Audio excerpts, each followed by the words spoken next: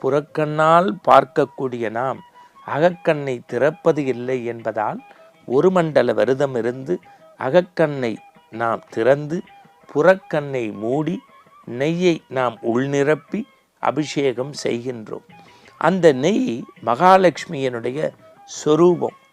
பால் பிறகு மோராகிறது, மோர் உரக்கூத்தி தயிராகிறது, தயிரை கடைந்து வெண்ணெய் அடிக்கின்றோம், அந்த வெண்ணெயிலிருந்து காய்ச்சி பிறகு நெய்யாக்கின்றோம்.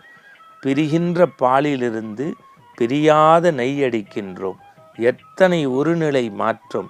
அதுபோல இந்த மனிதத்தில் எத்தனை மாற்றங்கள்